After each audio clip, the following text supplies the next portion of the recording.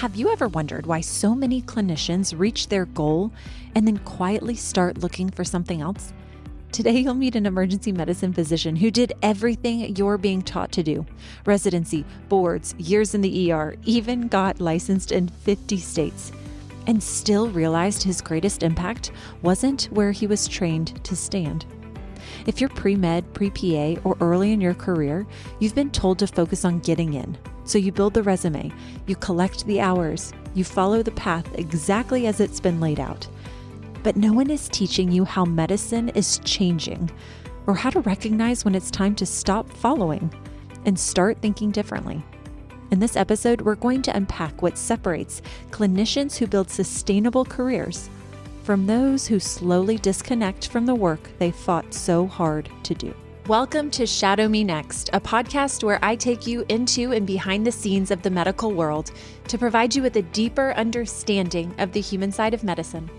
I'm Ashley, a physician assistant, medical editor, clinical preceptor, and the creator of Shadow Me Next. I invite you to join me as we take a conversational and personal look into the lives and minds of leaders in medicine. This is Shadow Me Next with Dr. Chris Seitz. Dr. Seitz, thank you so much for joining us on Shadow Me Next today. You are incredibly accomplished, and the gift that you have given clinicians is phenomenal, and I cannot wait to talk about it. So thanks for being here with us today.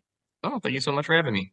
So you worked as an emergency medicine physician. Are you still working actively in the ER, or have you totally transitioned?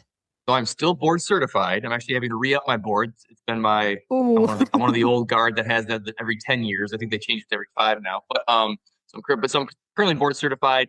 I in the last year or so have not worked any shifts. I fully being a CEO, and that's been taking up a lot of my time. But I licensed in all 50 states, so I did a lot of travel locums medicine. So I will probably pop into ERs again here in the near future. But right now a little too busy. Well, that's the beautiful thing about keeping your board certification, right? And the fact that you're licensed in all 50 states, I'm really excited to ask you about that as well. But, Sure. but you can go back to it, right? You have established this incredible business for people. And you are the amount of patients that you are helping has probably just exponentially exploded because now you're helping clinicians, right? Help those patients. So your tree is so many more branches to that with patient care. And that's part. I mean, I guess I say I don't practice medicine right now, and at the same time, I mean, every day I'm learning with the clinicians that we support. You know what I mean? We're getting asked questions about protocols or questions about, I actually went back and got functional medicine trained because a lot of our clientele are functional medicine practitioners. So, I'm always, especially when you're doing medical oversight, medical direction work, which is what we do. You're always still. You may not be seeing the patient directly, but when you're supporting all the clinicians that do, I'm still answering those questions, still having to look stuff up, still having to read and watch the YouTube videos again and all that good stuff. So heavily involved in patient care. Absolutely. A little bit different. So think back to your emergency medicine days. Tell us about something about emergency medicine that maybe people don't understand. I've had this obviously interesting path, which has been very exciting, and it's not done. I like not knowing what comes next. One of the things I think, for me specifically, a unique perspective I have is the fact that I did practice very traditional, the most traditional medicine there is, which I would argue is emergency medicine. And then now and have trained in like the functional medicine wellness side of things. Mm-hmm. And I think what people think those are completely different things, that there's traditional medicine and then there's new functional wellness, personalized care, and they are not the same. And if you're on TikTok or Instagram, that the traditional way is bad and the new way is good. Right. And I just have such a different, unique perspective. As I was learning about functional medicine myself and wellness and preventative care, I went into it thinking this is going to be completely different than what I learned. Mm-hmm. And what I actually instead realized is that I had probably been practicing emergency medicine with a functional medicine mindset the whole time. Because it's really what it is. It's a mindset. But the medicine is the medicine. How you approach that medicine really dictates what quote unquote type of medicine you're actually practicing. So you think emergency medicine, you think algorithms, you think, you're watching the show The Pit, which actually is a great show. People Great seen show. It. It's great. Very exciting. Give me a little PTSD. I thought I was working a shift the first episode, but that's okay. but like, like you look at it, it's very algorithm driven, protocol driven, like, you know what to do next, or, or you're trying to troubleshoot. But how you show up in that as the healer, as the clinician, really is either that functional medicine personalized approach, or it's not, whether you're using an algorithm or not. Even functional medicine, if you look at it, I mean, there are algorithms that you can follow. So I think that there is this misconception that the two are separate. This is a great time to pause for quality questions. This is a segment on the show where we talk about an interview question that you might hear on your own pre-health interview.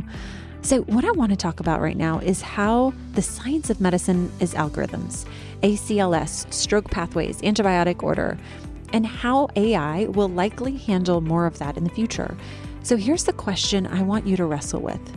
If AI can run the protocols, what will define your value as a clinician? Is it your ability to memorize pathways? Is it your ability to create environments for healing, to read a room, to notice what's being not said? If you're preparing for professional school, this is the identity work no one is assigning you. Here's your action step for this week. When you shadow, notice one moment where the clinician's value has nothing to do with the protocol. Write it down, because that is the art of medicine. And it doesn't just stop at quality questions. There are more resources for you as a pre-health student on shadowmenext.com, to include our newly released application readiness course. So head on over to courses.shadowmenext.com and check it out. There's algorithm-based, research-driven medicine, and then there's this personalized, explorative, science, being a pioneer. And it's always the same. We've always said science and art of medicine. I was talking about those two things. Like, that is what we're talking about. Those are the different things, right? Absolutely. That's a fantastic misconception, actually. And it brings me to another question. And that is, well, I guess a statement. So there is a role for functional medicine in the ED then, because in my brain, I'm thinking of the ER, like someplace you go acutely for emergency room, emergent problems, not your toenail that's, hurting you, or the sniffles. Right. Ideally, it's these acute issues, but you've seen discussions and focus on functional medicine really improving even those patients in those acute settings too then. Yeah. And even the toenails, I'll say, excuse me, even the toenail patients, even the patient, I mean, the emergency department has become very much everyone's entryway to medicine in general, for better or for worse, right? What it's supposed to be. I always said, like, man, emergency medicine would be really cool if you only ever saw emergencies, but that's just not the case, right? 90% of what I would see in a day was, but as a part of, and this is where I think the functional medicine piece comes in, is that what that all boils down to is education. That's what drew me to medicine. I'm a lifelong learner myself. I love to educate. But before you can educate, you have to learn it yourself. So, medicine is about coming alongside people and educating them, whether it's about their body or about their own misconceptions about what's going on. And the emergency department, I mean, I'd have 3, 4, 5 patients an hour where I'd have an opportunity to educate them or guide them in something. And we used to tell our residents when I was an attending, think about if you were on the street today, does that person look normal or healthy? Because what happens when you're in the ER all day, you're like, that guy looks fine. But if you saw that guy in the street, you'd be like, oh, whoa, that's not a normal looking person, right? You kind of had to learn to remember what normal people, because you switch the switch, right? You put on your scrubs, you put on your ER badge, and all of a sudden you're that clinician. People look different to you because you're looking at them through a new lens. So you had to continuously practice this. Hey, if I saw this person in my living room or they walked through my door, like, would I say that looks normal? But I feel like this person is healthy or not healthy. And maybe it's not an acute emergency, but I'm the entryway. I'm the person they're coming to help figure this out. So here's my opportunity to educate, to give a little knowledge, to give some resources, to point them in the right direction. And again, I'll go back to like that's functional medicine, right? I mean, that is personalized care. That's functional medicine. Maybe I only get to play a small piece of that, right? I don't get to follow them, a ton further, but even finding my space to hold with them and to take that next step with them. And interestingly enough, I would imagine, and I don't work in the ER, you said something a second ago that made me giggle, and that was how you enjoyed not knowing what's coming next in life generally. And I think that probably contributed to your enjoyment of the ER, which is why I would not enjoy the ER. It stresses me out thinking about, I like my little clinic schedule of 30 patients, but I would imagine as an ER physician, ER clinician, that would really help prevent burnout, is realizing that it's not just the acute patients that need your care, right? It's even the patients that come in with maybe a chronic thing that they're just frustrated with today. You can still provide them with that education. You can still serve them as a clinician, even if it's not something where you have to begin chest compressions immediately or starting them on all these acute medications. That's a really interesting point. And I love your idea about perspective too. You have to take off your ER glasses sometimes and see people just as regular, with your regular eyeballs, which is amazing. Exactly. It's for our non-clinicians who are listening to this. It's the hats. We always talk about the hats that we wear. It's like the brains we put in our head. Everything is intertwined at some point, but we definitely have different roles that we play, which you have a whole nother role, which is entrepreneurship in medicine, which of course let's talk about that right now. When did you realize, you work in the ER, this is an incredible career. When did you realize or start thinking about shifting and maybe moving into entrepreneurship, or even a new leadership role, really, which is that you have? Yeah, I think it's one of those things that, every entrepreneur who's done it successfully, you'll hear to be like, oh, I think I was always an entrepreneur. It's because when you look back, it's easy to pull that thread through. Right. For me, I wouldn't say I was always an entrepreneur. I was not that kid who was putting up lemonade stands, doing that. I did my chores. I had jobs, but it was not really. Again, for me, it goes back to, and again, this is in hindsight, right? I look to see where those threads were. Leadership for me was always educating. I always have felt that the best leaders, or the leaders that I respected the most, knew how to educate really well and were passionate about that, right? Whatever it was. I'm someone who, you start talking to me about something random, like your marketing career, and I've got tons of questions. I want to know everything. Yes. And again, I think it makes me a good CEO because I'm interested in that. So it's really that learning and that education, I think, drew me to, at some point, entrepreneurship, in the sense that I've always been very curious. So as I was, my path in the emergency department was interesting. So I worked, I did my residency in the Detroit area, level 1 trauma center. I then went and worked at a local community hospital here in the Detroit area for 2 years as an attending. That contract got bought out by Team Health. So it got bought out by kind of corporate America, which is not necessarily a bad thing. A lot of people hated that right away. It didn't really bother me. It was, again, I was curious about it. I learned a lot about how billing works. I mean, doctors aren't dumb. We know that healthcare is a business in the United States. So tell us how to help optimize that. We're happy to, as long as you let us take care of our patients. So I didn't really have an issue with that until it became an issue, right? All of a sudden, efficiency was being put probably before patient care in a lot of cases, and we didn't have quite the voice that we should have. So when it came to re-up the contract for a couple of years, I said, let me try something different. So I went to travel medicine. So I was licensed I got licensed in a couple states, and I started doing travel medicine.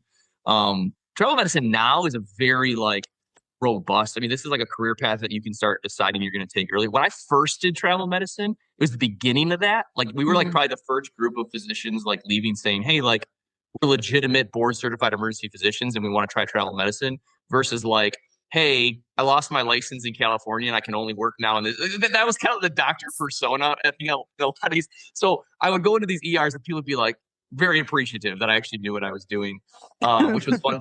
But what was cool about that is I got to learn that the medicine didn't change, but how you delivered the medicine changed based on your resources, based on what they had or didn't have, who you had available to you. I worked in emergency departments where I had nurse practitioners that worked under me, and we had level 1, we had surgeons and we had vascular surgeons, and then I worked in emergency departments where I was the only doctor in the hospital, in the whole hospital. There was one point I was working in a rural community up in Upper Peninsula of Michigan, where we had a trauma coming in, and a lady was going to give birth upstairs, and they're like, Dr. Seitz, which one do you want? Because you can't do both. But what was cool about that is that you really learn to rely on your team, right? There's people ask me, oh, Dr. Seitz, if you were out in the wilderness, what would you do? CPR. I don't know. I don't have a CT scan, 5 nurses, and a bunch of other things. I can't really do my job. Right? You have to admit that. So, I think that gave me a real great appreciation of the team of the health practitioners that I was working with. And then what started happening is that COVID happened, right? So all of a sudden I was like one of the only doctors working all the time during COVID, going everywhere to help. And that's when we saw this mass exodus of clinicians leaving kind of medicine. We saw advances in telemedicine and technology that allowed for us to do remote, Zoom type of visits. All of a sudden this whole digital health thing blew up. And people started asking me, hey, Dr. Seitz, can you be my medical director for this thing? Could you help me? Could you oversee me here? Could you be my partner with this? Nurse practitioners, PAs, nurses. And I was like, yeah, I'd love to. This would be awesome, right? First, it was selfishly, I don't have to work as many shifts if you pay me to help with that. But then I realized there was no good resources for that either. This was a new way of doing medicine that we weren't prepared for. And of course, I was one of the first physicians coming out during the time where like focused on the physician shortage has been huge. And you just realize being a practitioner in that ecosystem that, man, like this system is broken and we have to turn to another pool of providers. We have to. It's an inevitability. Unless we empower nurses, nurse practitioners, PAs to pick up the baton and see patients just won't be seen. I can't see more patients in my unit. So that kind of all culminated into, well, what if we built a platform to help non-physicians get the oversight that they need, have the compliance tools that they can use to make sure that they're protecting their license, but can deliver care within their scope of practice.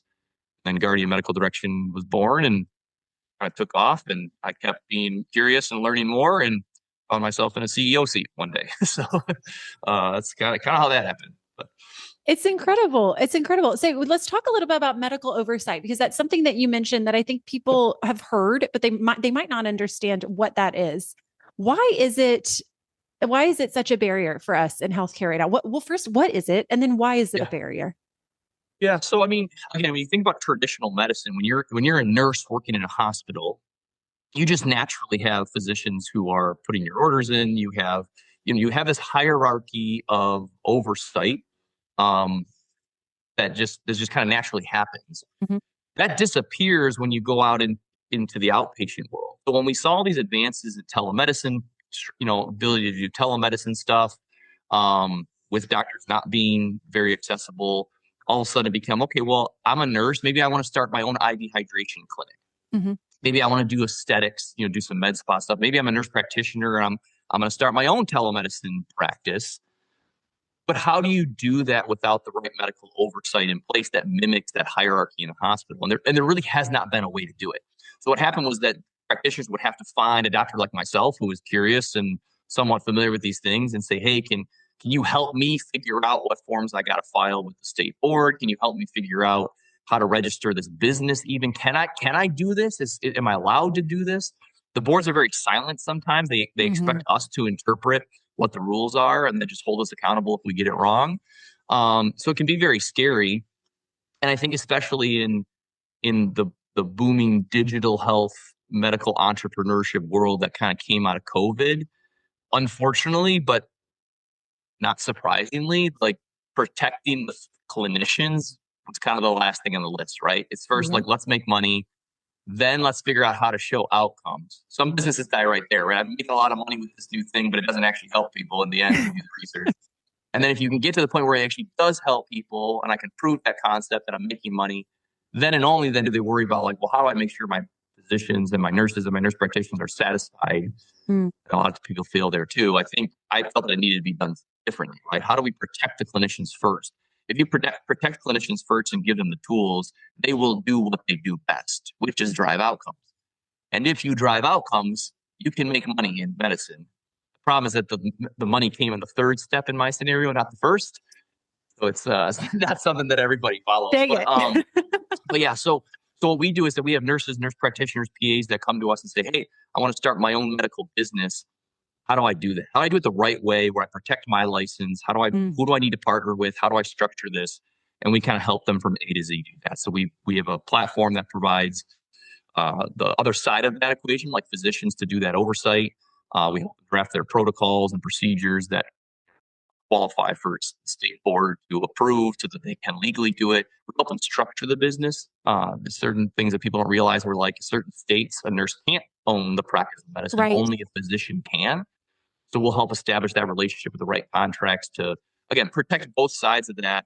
We always say, like, let us help you kind of structure it the right way, get it done in a way that you are safe and can go to sleep and I know your license is protected, then go scale your business, right? And if we do it that way, I think, and it's still a model that like people are uncomfortable with sometimes. The boards are still trying to figure out how do we do this. Where we're like, we really as a company have partnered with these boards to say, hey, let us help you show you how to do it the right way so that these clinicians can do it. But there is no other choice. I think that's what we're coming to find year over year, that we have to adopt and change and figure out how to do this, because otherwise we just have to admit that patients won't have access, which I don't think is an option anybody wants. No, it's not an option. You're absolutely right. And gosh, that was incredible. Thank you for explaining all of that. And that is, there's 3 different points that I want to touch on first. And the first one is, I know we mentioned we're going to come back to the fact that you're licensed in all 50 states. Which, first of all, is that unusual? That's unusual, right? Not every physician is licensed in all 50 states. No, that is unusual. So that's one of the actually kind of cool things that, again, that came out of COVID and telemedicine. It's called the IMLCC. It's a way that I as a doctor can get like one license and then quickly get licensed in a bunch of other states. That didn't exist before. Like, that's kind of an unheard of thing. Even when I was first coming up in telemedicine and travel medicine, was how do you get licensed in multiple spots that you have the ability to help more? Now that's much more doable. We're seeing nurse compact licenses in the same way, right?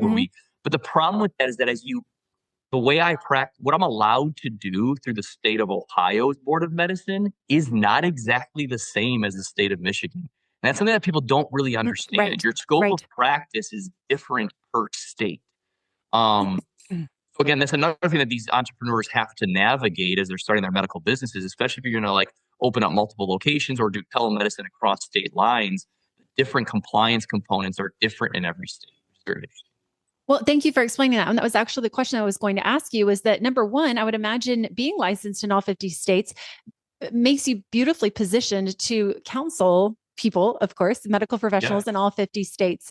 But it's also a really great point to make for the student who might, or even the patient who might not realize that just because I'm board certified and licensed in Florida doesn't mean that while I'm on vacation in California, I could just work for a couple of days. It's just, that's not how medicine is currently positioned, which is interesting to see. And I think something to keep our eye on, and maybe you can speak to this too, over the next maybe decade in medicine, is really seeing those lines blurred, especially as we run into more issues with, a limited number of clinicians, specifically medical doctors. That'll be quite interesting. So thank you. Thank you for explaining that so well. That is such an important point that we don't bring up very often. And then something else that I wanted to mention is, this entrepreneurship in medicine. I think a lot of people think about it as doctors, MDs, or DOs. What I'm hearing you say is that entrepreneurship is not limited to medical doctors. It is for nurses, for PAs, for NPs. This is true? This is news? Yeah. Our whole business, we don't support physician practices. We support nurse-run businesses and PAs as well. So these are nurses, nurse practitioners, RNs, nurse practitioners, PAs, even just medical entrepreneurs who are going to hire those types of people to deliver care, who have a good business idea on how to deliver care in a unique way. They come to us and we help them build it the right way. Now, you need physician oversight in there. That's why our model exists. You need to structure the business in the correct way. You have to have the right policies, procedures, protocols. There are certain things you can do that if you hire these kind of practitioners, there are certain things you can't. And that might be different in what state you're in. I mean, to your point, it's something that people don't realize, is that if I'm a doctor on vacation in Florida and I respond to a medical emergency, I'm responding as a layperson. I don't have a license there to actually practice. You have to be very careful. Versus if I'm at, the store and someone goes down, you hear these stories of, especially ER doctors, we like to get on the news apparently, but we're like, someone, we're working out of the gym and someone goes down and like and again, whoever this guy is, right? You've heard this story, but whoever this guy who's like carrying his medical bag and like, who is that guy on scene? Like, first of all, dude, what? I mean, come on, you were looking for that to happen. Whatever, that's fine. you deal with your own ego at home, I guess. But anyway, they'll intubate the guy, they'll get him and they'll save his life. That's awesome. Yeah. If they're licensed in that state. If you were Right. like on vacation and did that as an ER doctor, that you were licensed, like you get sued pretty severely. Like you don't have, and people don't know that. They think once a doctor, Right. always a doctor, which is true. But I'm certified, I'm licensed in a specific state. So yeah, I got licensed in all 50 states. It took a long time. It cost a lot of money. But like I said, I can kind of do what I want a little bit in that way, but that's not the norm. And a lot of people don't realize that. But yeah, going back to your initial question, yes, I mean, so this is all nurse entrepreneurship, PA entrepreneurship. Like and this is again, this is what I think is an inevitability in healthcare. Mm-hmm. Yeah, my emergency department used to be everyone's access point. Mm-hmm. Now people are accessing medicine at their gym, at their pharmacy, at their medical spa. I think that's awesome. I think a lot of people are afraid of that. And I think the regulatory environment is like, oh my gosh, how do we do that? How do we make sure? Because you hear all the bad stories. But to me, like I built a business to help support that the right way. Because to me, that's very exciting. I really love patients to be able to get care wherever makes the most sense for them. I think we'll see people take care of themselves better that way. I think we will be able to take that burden off of the current healthcare system if we can do it right. I want to repeat this because I think that this is such a novel idea to hear a medical doctor saying, and that is get your medical care from what's accessible to you and what feels comfortable to you. But at the same time, coming from someone who's founded Guardian Medical Direction, find out what is backing them, find out where they're getting their opinions from, where they're getting their advice from. You still have to do your research. Like, you still have to know about this person or this company. And that's where this is so incredible that you have offered an amazing resource to these clinicians, these nurses, PAs, and Ps who really desperately want to offer care, but maybe need some support there, right? Yeah. I think clinicians too, we talk a lot about burnout. I think clinicians are burnt out, not because they're seeing too many patients. I really don't. I don't think I wasn't burnt out in the emergency department because of all the patients I was seeing. I got burnt out in the emergency department because I couldn't deliver care the way I knew I wanted to deliver care. Right. So like, that's the other thing that I think that I hope that we empower at Guardian is that, again, like if you got a business idea, like you got a way you want to deliver care to your group of patients or your community, man, I want to help you do that. Because like one, you're going to be able to give so much more and you're not going to burn out because you get to do it your way. Again, let's just make sure it's in the confines of the right compliance safety network to do it, but that's, it's less hard than people realize. It's like, you just have to understand it. But yeah, I think that I'm really bullish on all the new advances in medicine. I think there's doctors out there that are getting worried. I feel the opposite way. I really think we're entering a time where, for physicians who are worried about, losing some of the control, I think that we as doctors finally get back to being true scientists and pioneers and thought leaders. We can empower more people to actually deliver care in the way that best suits them and best suits their community. We talk about personalized care all the time, right?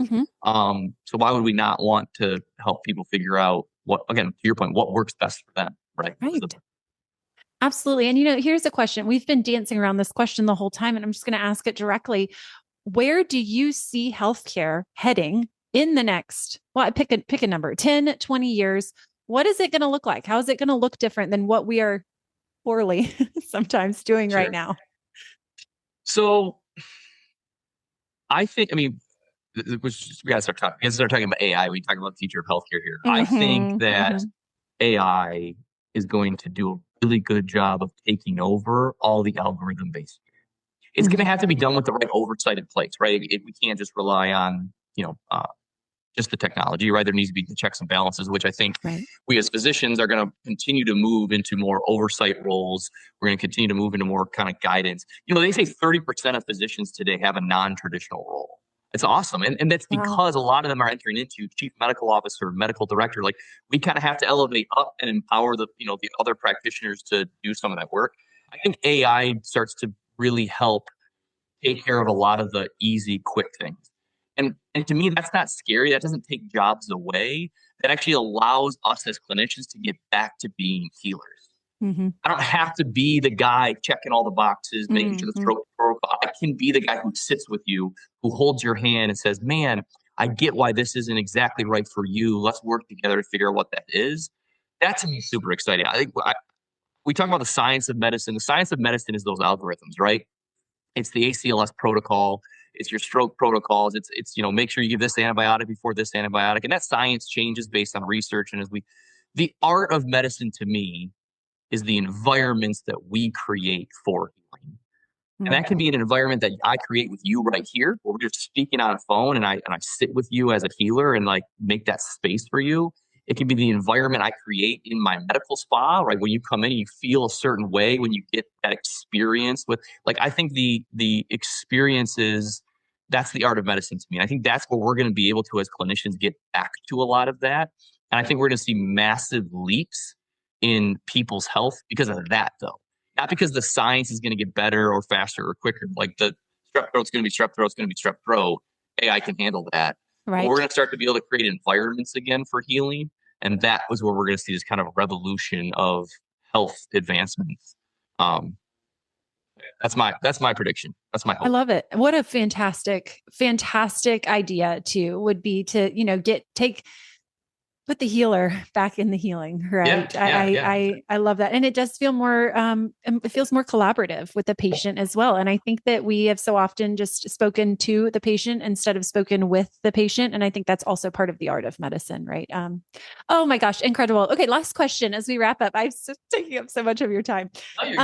Let's talk to our student right now. How should students begin thinking about the business side of medicine, and should they be thinking about the business side of medicine before they even go into it? Right? They're thinking right now, well, Ash, I'm not even there yet. Yeah. Is this a good time to start considering it in the current climate? I think so. Obviously, I think yes. Right. I think that every clinician should be thinking. But when I say business, I guess I go back to entrepreneurship, and we throw that term around very loosely nowadays. Everyone's an entrepreneur, right?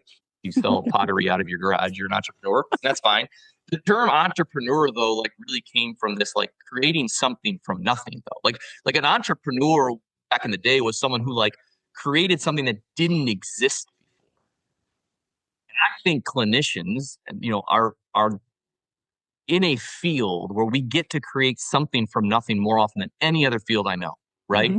And that's because it's interpersonal and it's interrelational, right? So I guess when I say yes, I think what I'm saying is I'm going to encourage, whether you're pre-med or pre-nursing or in these different environments, is to just don't get concerned that you're not going to be able to do it your way. And obviously, like I said, your way needs to drive value, but it will, because you wouldn't be in it if you weren't caring, you didn't want to care for people, if that wasn't just a natural thing.